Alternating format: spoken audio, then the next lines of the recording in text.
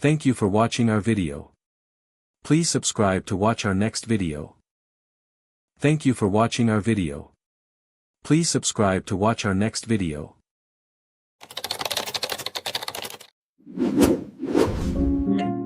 Thank you so much for watching. Subscribe to Black Juries and join us for more powerful stories. Nobody expects to watch a father get walked out of a bank in handcuffs on a Tuesday morning.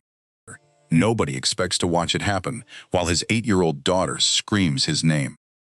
But that's exactly what 40 phones caught on camera at the Elm Street branch of Meridian Trust National. And by the time the footage hit the internet, it had already changed 3 lives forever. Before we get to why the branch manager turned the color of the wall behind her, let's rewind 40 minutes. Marcus Bell was 43 years old, and for the last 6 years he had raised his daughter Zuri alone in a modest rental on Whitfield Avenue on the quiet edge of Akron, Ohio. His wife Renee had passed from a sudden illness when Zuri was barely 2, and Marcus had never remarried, never really talked about it, never let the grief down the school runs or bedtime stories or the 11-hour workdays that somehow still ended with him at every single one of Zuri's dance recitals. Nobody at Lindale Elementary knew that the tired dad in the faded canvas jacket had built Ironclad Capital Partners out of a rented storage unit and a used laptop into a firm that now managed close to $2 billion in assets. Marcus liked it that way. He didn't want his daughter growing up believing a jacket or our car said anything true about a person. He still wore the same steel watch he'd bought secondhand a decade earlier. He still drove the same dented Ford pickup he'd owned since before Zuri could walk. His success stayed folded quietly into the corners of an ordinary life, visible only to the handful of people who actually needed to know it existed. That Tuesday morning, a wire transfer of $5,012,470.62 had cleared into his personal account. It was his return from an early position in a battery technology startup that had just gone public, and he had already decided, weeks earlier, exactly what he was going to do with it. Half would go straight into a trust for Zuri's future. The other half was seed money for something he'd been planning since the week Renee died. A scholarship fund, 4 kids being raised by single parent. Zuri was being raised by him. He almost didn't bring her to the bank at all. Then she tugged his sleeve at breakfast and asked to come, and he'd said yes, because it was supposed to be the easy stop before the good part of the day, the bookstore, then dinner at the diner on Copley Road. 10 minutes, top, that's what he told her. He was wrong. Zuri had already negotiated 3 books instead of the usual one, since her father was clearly in a good mood, and he'd agreed without a second thought. Neither of them had any idea what was waiting behind the glass doors of that bank. Marcus had banked at the Elm Street branch for over 15 years. Diane Whitfield transferred in 3 weeks earlier from a branch across town, and she didn't know his history. She didn't know his account predated the branch's own digital records. What she saw, the moment Marcus Zuri walked in at 10:47 that morning, was a man in a paint-stained canvas jacket and work boots holding his daughters, and she made her mind up before either of them had said a single word. Here's a detail worth sitting with for a second. Customers in press suits that morning were greeted before they'd even crossed the lobby rug. Marcus and Zuri stood at the counter for nearly 4 full minutes, while 3 tellers stayed exactly where they were, eyes down, pretending to be busy with nothing. Zuri tugged his sleeve. "Why isn't anybody helping us?" Marcus told her quietly to be patient. "Don't decide what people are before they've done anything," he said. He didn't know yet how badly that advice was about to age. When he finally reached the counter, Diane's eyes locked on the number, printed on the check, before her brain caught up with the rest of him. Instead of pulling his out, which would have taken maybe 30 seconds, she started asking loud questions. Loud enough that half the lobby turned to look.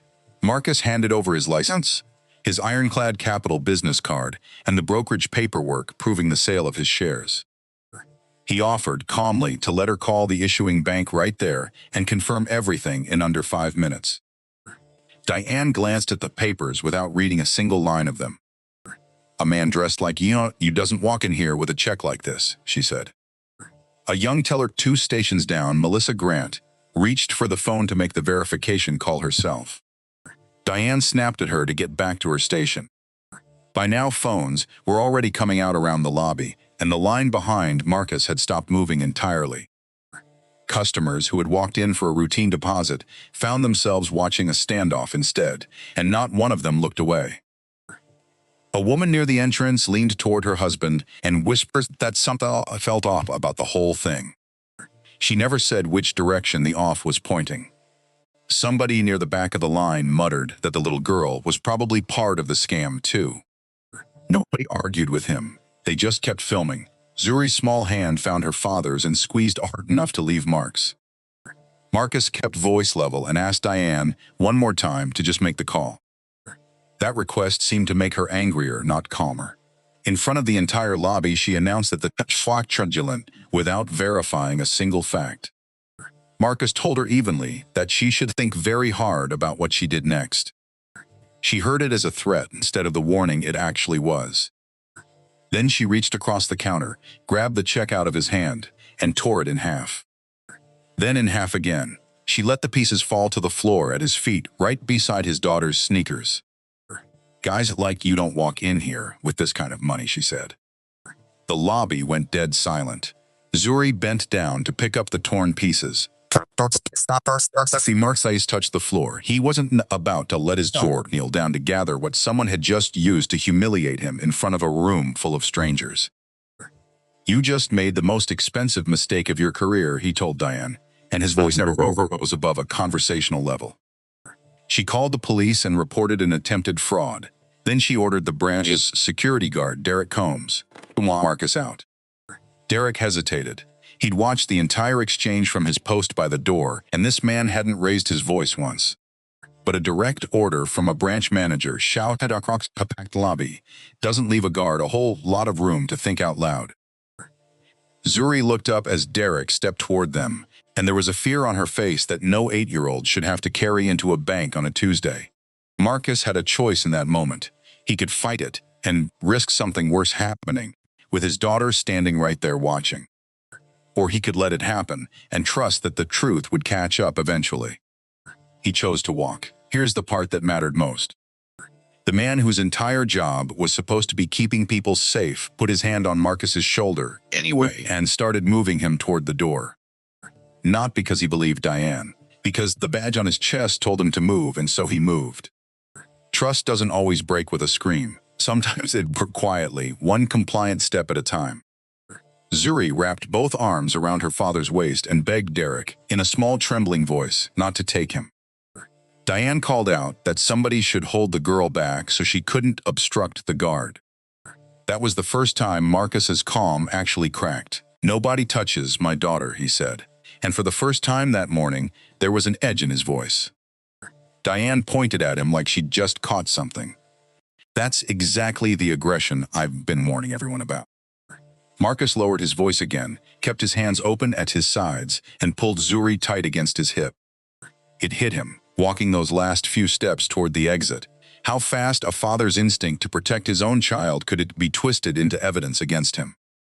Melissa tried one more behind the counter. She told Diane, as steady as she could manage, that one phone call would end all of this in minutes.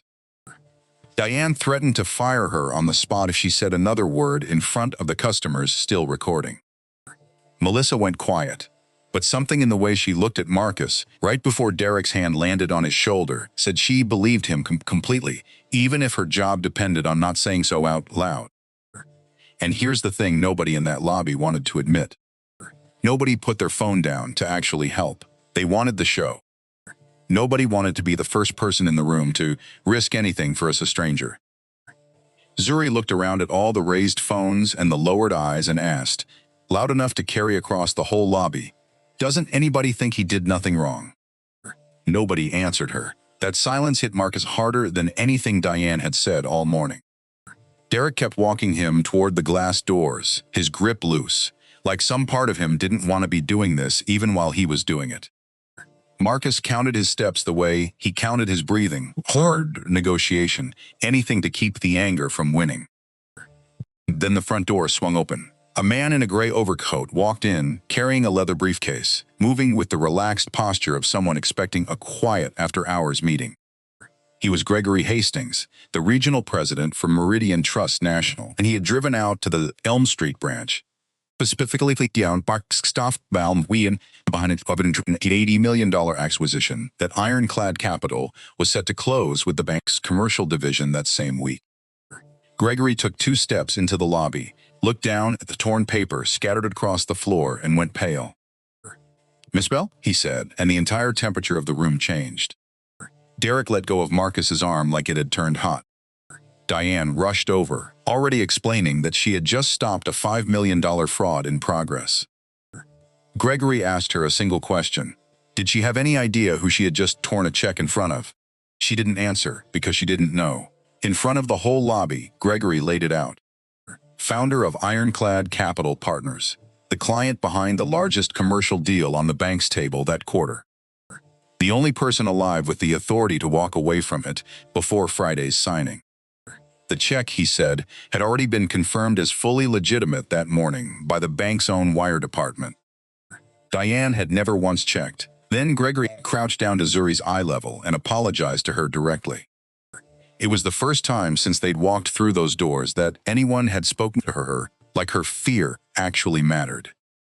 The customers who'd been filming lowered their phones. None of them deleted the footage. Diane straightened her blazer and tried to recover, insisting that Marcus should have dressed the part or announced who he was the moment he walked in. Does a customer need to be rich before he deserves base decency? Marcus asked her. She said she was only following procedure. Gregory asked her to name the procedure that instructed the branch manager to destroy a customer's property in front of his child. There wasn't one, and everybody in that lobby knew it. While attention was on Gregory, Diane slipped a tear terminal on her, deleting the internal note. She had to Marcus's account, the one flagging him as a threatening customer with a high fraud risk. Melissa caught it. She crossed the lobby and slammed her hand flat on the keyboard, stopping the deletion mid-motion. "That note stays exactly where it is," she said. Then she told Gregory the branch's security cameras had caught every second of it, from the moment Marcus walked in to the moment the check hit the tile floor. Diane's face went white. Gregory fired her on the spot, right there in the lobby, in front of the same people who'd watched her tear the check apart 11 minutes earlier. She asked to talk to him privately. He refused. "You humiliated him in public," he told her. "You'll answer for it in public." Derek received a suspension instead of a termination. The footage showed he'd never used force and had let go the instant Gregory spoke. "I knew something felt wrong," he admitted, mostly to himself. "I just didn't trust it enough to say so out loud." The police arrived not long after, responding to Diane's original call, one that had described a black man attempting fraud and threatening staff.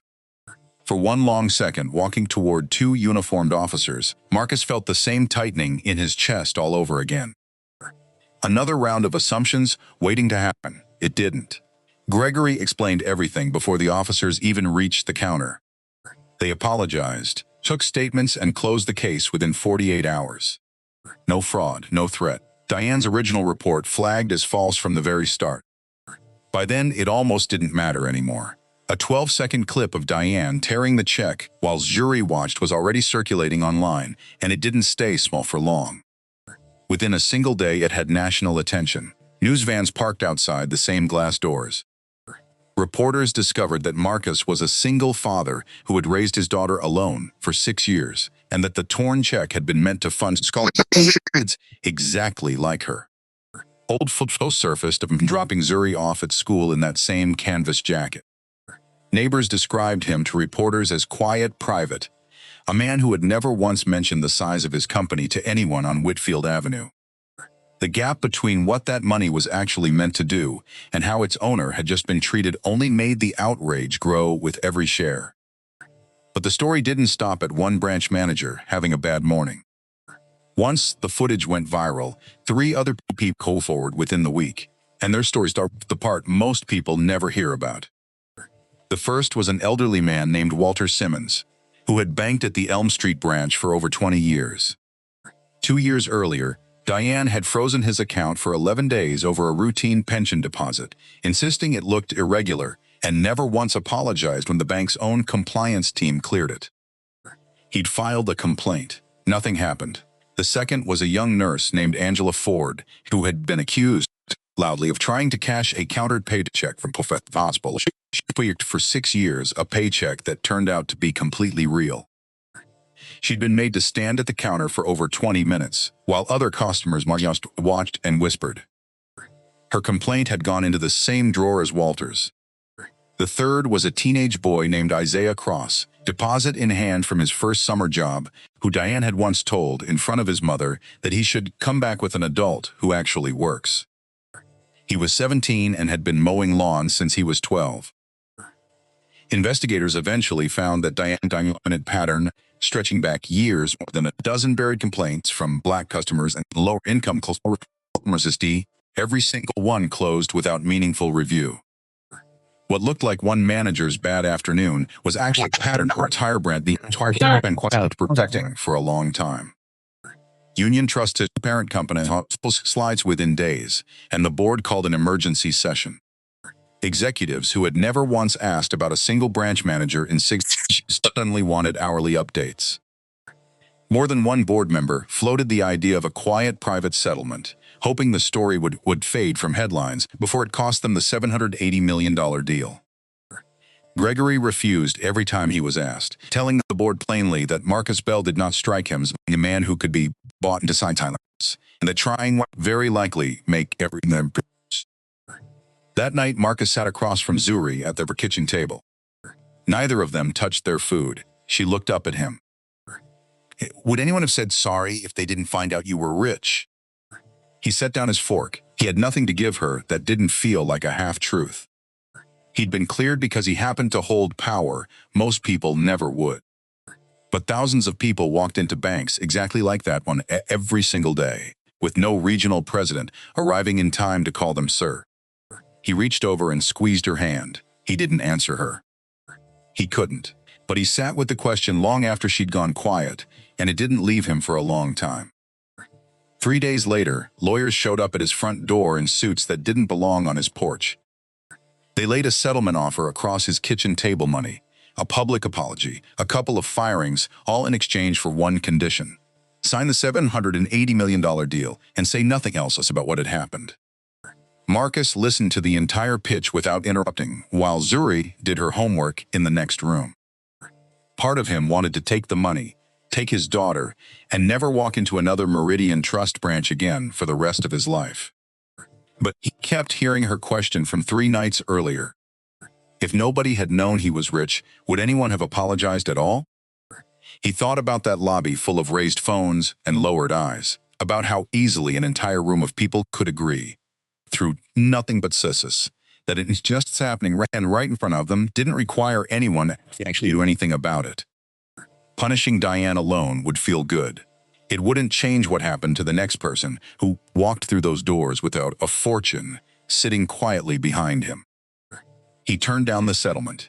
He told the lawyers he wasn't interested in being paid to stay quiet. Instead, he laid out conditions that had nothing to do with his own bank account at all. Independent third-party audits for discrimination at every branch in the region. A required second manager sign off on any account freeze over a certain threshold.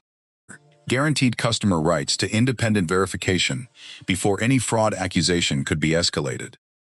Real, enforceable protection for employees who spoke up a condition he insisted on specifically because of what he'd watched happen to Melissa. Mandatory training for security staff on when to question an order instead of simply following it, built directly from what Derek had told him afterward. No more deleting footage once a complaint had been formally filed. Customer rights posted in plain language in every branch lobby. And a permanent fund for single-parent families, seated with the exact same money that had once been torn apart on a bank's tile floor. The board pushed back hard at first, calling some of the conditions far beyond what one bad afternoon should require.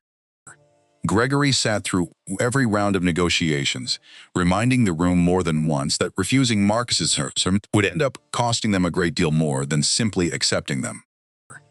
Within the week, every single condition was written into the final agreement, along with a timeline for exactly when each change would take effect. Diane lost her banking license permanently and now faces a federal civil rights complaint alongside a criminal charge for filing a false police report. In every statement her attorney has released since, she has continued to insist she was simply following bank protocol that morning. She has never once said the word sorry. Derek was reinstated after his suspension and went through the very training program Marcus had demanded be built. When Marcus saw him again weeks later, Derek apologized quietly, admitting he wished he had trusted his own instincts instead of waiting for someone else's permission to do the right thing. Marcus told him there was nothing left to apologize, for he remembered exactly how loose that grip on his arm had actually been, and exactly how fast it had let go the second it mattered. Melissa was promoted to assistant branch manager and put in charge of rolling the new training program out across the entire region because she was the one person in that lobby who had said something while everyone else stayed quiet and watched. Marcus thanked her himself in person before he left the branch that day and told her that one voice speaking up had mattered more than she probably realized in the moment it counted. The bank issued a replacement check once the original was formally voided by compliance. Marcus split it exactly as he'd planned from the very beginning. Half went into the trust for Zuri's future. The other half became what is now known publicly as the Bell Family Foundation, built for kids being raised by one parent the way Marcus once was Zuri, and the way Zuri had once worried out loud at a kitchen table that maybe nobody would ever truly understand.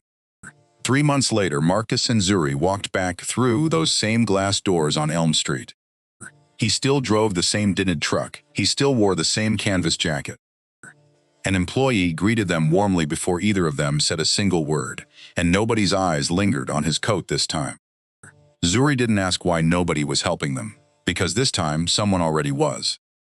A young mother was opening her son's very first savings account at the counter, met with none of the suspicion Marcus and Zuri had faced in that same spot 3 months earlier. Nobody questioned whether she belonged there.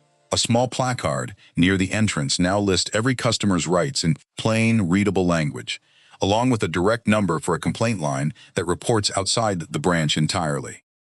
None of the customers who once stood there filming ever came back.